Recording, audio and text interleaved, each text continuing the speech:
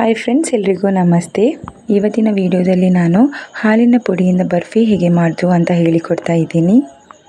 ನೋಡಿ, ನಾನು ಮೊದಲಿಗೆ ಇಲ್ಲಿ ಸೇಮ್ ಕಪ್ಪಲ್ಲಿ ನಾನು 2 ಕಪ್ನಷ್ಟು ಮಿಲ್ಕ್ ಪೌಡರ್ ತಗೊಂಡಿದ್ದೇನೆ. ಹಾಲಿನ ಪೌಡರ್ ಇದು ನಮಗೆ ಅಂಗನವಾಡಿಯಲ್ಲಿ ಸಿಕ್ಕಂಥ ಪೌಡರ್. 2 ಕಪ್ಪಲ್ಲಿ ತೆಗೆದೇನೆ.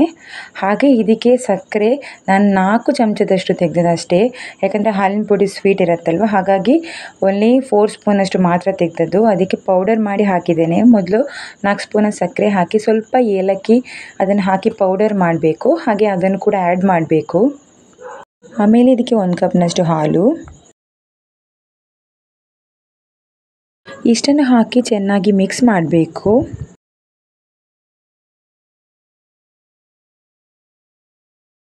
ಇದನ್ನು ಮಿಕ್ಸ್ ಮಾಡ್ತಾ ಇರಬೇಕು. ಸ್ವಲ್ಪ ಕೂಡ ಗಟ್ಟಿ ಇರಬಾರ್ದು. ಸ್ವಲ್ಪ ಗಟ್ಟಿ ಇದ್ದರೆ ಪರವಾಗಿಲ್ಲ, ನಾವು ಬಿಸಿ ಮಾಡುವಾಗ ಅದು ಸರಿ ಆಗುತ್ತೆ.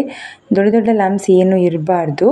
ನೋಡಿ, ಈ ಥರ ಮಿಕ್ಸ್ ಮಾಡ್ತಾ ಇರಬೇಕು. ಆಮೇಲೆ ಲೋ ಫ್ಲೇಮಲ್ಲಿ ಇಟ್ಟು ನಾನೊಂದು 2 ಸ್ಪೂನ್ನಷ್ಟು ಗೀ ಹಾಕಿದ್ದೇನೆ, ತುಪ್ಪ ಹಾಕಿದ್ದೇನೆ. ಆಮೇಲೆ ನಾವು ಹಾಲಿನ ಪುಡಿಯ ಮಿಶ್ರಣ ಇದೆಯಲ್ಲ, ಅದನ್ನು ಅದಕ್ಕೆ ಹಾಕಿ ಚೆನ್ನಾಗಿ ಮಿಕ್ಸ್ ಮಾಡ್ತಾ ಇರಬೇಕು. ಇಲ್ಲಾಂದರೆ ತಳ ಹಿಡಿಯುತ್ತೆ. ಇದು ಹಾಲಿನ ಪುಡಿ ಅಲ್ವಾ, ಹಾಗಾಗಿ ಈ ಹಾಲಿನ ಪುಡಿಗೆ ನಾವು 1 ಕಪ್ನಷ್ಟು ಹಾಲು ಹಾಕಿದ್ವಲ್ಲ, ಅದರ ಬದಲು ನಾವು ನೀರು ಹಾಕಿದರೂ ಕೂಡ ಟೇಸ್ಟ್ ಆಗುತ್ತೆ. ನಾನು ಸ್ವಲ್ಪ ಟೇಸ್ಟಿಗಾಗಿ ಹಾಲು ಹಾಕಿದ್ದೇನೆ ಅಷ್ಟೇ.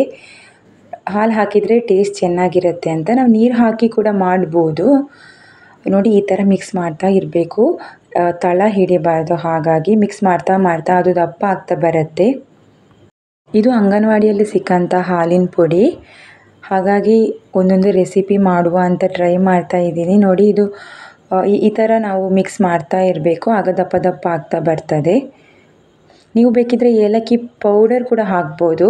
ನಾನಿಲ್ಲಿ ಗ್ರೈಂಡ್ ಮಾಡುವಾಗ ಹಾಕಿದಲ್ವ, ಹಾಗೆ ಸ್ವಲ್ಪ ತರಿ ತರಿ ಇರುತ್ತೆ. ಪೌಡರ್ ಬೇಕಿದ್ರೆ ಹಾಕ್ಬೋದು. ನೋಡ್ಬೋದು ನೀವು, ಈ ಥರ ಗಟ್ಟಿ ಆಗುತ್ತಾ ಬರುತ್ತೆ. ನೋಡಿ, ಈಗ ಆಗಿದೆ. ಇಷ್ಟು ದಪ್ಪ ಇರಬೇಕು. ಆಮೇಲೆ ಒಂದು ಪ್ಲೇಟಿಗೆ ಈ ಥರ ನಾವೊಂದು ತುಪ್ಪವನ್ನು ಸವರಬೇಕು. ಈ ಥರ ಅದರ ಮೇಲೆ ನಾವು ಮಾಡಿದ್ವಲ್ವ ಅದನ್ನು ಬರ್ಫಿ ಬ್ಯಾಟರ್ ಅದನ್ನು ಹಾಕಿ ಈ ಥರ ಲೆವೆಲ್ ಮಾಡಬೇಕು.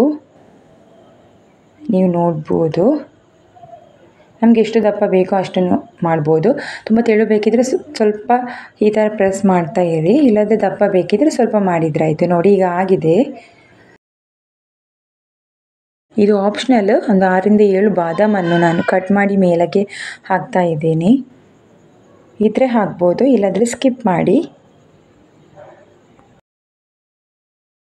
ಆಮೇಲೆ ಒಂದು ಕಪ್ನ ಸಹಾಯದಿಂದ ನಾವು ಬಾದಾಮ್ ಹಾಕಿದ್ವಲ್ಲ ಅದನ್ನು ಸ್ವಲ್ಪ ಸ್ವಲ್ಪ ಪ್ರೆಸ್ ಮಾಡಿ, ಆಗ ಅದಕ್ಕೆ ಟಚ್ ಆಗಿರುತ್ತೆ.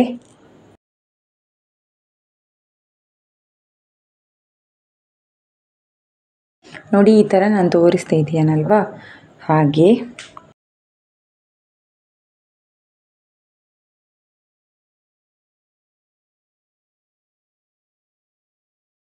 ಇದು ಸೇಮ್ ಥಿಂಗ್. ಇದು ಬರ್ಫಿ, ಹಾಗಾಗಿ ನಾವು ಸ್ಕ್ವೇರ್ ಶೇಪ್ ಮಾಡಬೇಕಲ್ವಾ, ಹಾಗಾಗಿ ಸೈಡಲ್ಲಿ ಏನಿರುತ್ತೆ ಅದೆಲ್ಲ ತೆಗಿಬೇಕು. ಆಮೇಲೆ ನಮಗೆ ಯಾವ ಶೇಪ್ ಬೇಕೋ ಆ ಥರ ಕಟ್ ಮಾಡ್ಬೋದು.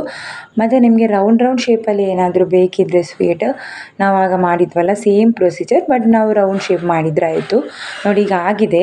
ಒಂದು ಏನಂದರೆ ನಾವು ಬಾದಾಮ್ ಹಾಕ್ತೇವಲ್ಲ, ಆಮೇಲೆ ನಾವು 1ರಿಂದ 2 ಗಂಟೆ ತನಕ ಹಾಗೆ ಬಿಡಬೇಕು. ಆಮೇಲೆ ಕಟ್ ಮಾಡಬೇಕು. ಅಥವಾ ನಾವು ಫ್ರಿಜ್ಜಲ್ಲಿ 1ರಿಂದ 2 ಗಂಟೆ ತನಕ ಇಟ್ಟರೂ ಕೂಡ ದಪ್ಪ ಆಗುತ್ತೆ. ಕಟ್ ಮಾಡಲಿಕ್ಕೆ ಕೂಡ ಈಸಿ ಆಗುತ್ತೆ. ಆ ಥರ ಕೂಡ ಮಾಡ್ಬೋದು. 2 ಆಪ್ಷನ್ ಇದೆ. ಅಥವಾ ರೂಮ್ ಟೆಂಪರೇಚರಲ್ಲಿ ಕೂಡ ಇಡ್ಬೋದು. ನೋಡಿ, ಈಗ ಸ್ವೀಟ್ ರೆಡಿ ಆಗಿದೆ. ಇದು home made milk powder barfi. ನಾವು ಮಿಲ್ಕ್ ಪೌಡರ್ನಿಂದ ಯಾವ ಟೈಪ್ ಕೂಡ ಸ್ವೀಟ್ ಮಾಡ್ಬೋದು. ರೆಸಿಪಿ ಇಷ್ಟ ಆದರೆ ಪ್ಲೀಸ್ ಲೈಕ್ ಮಾಡಿ. Thank you.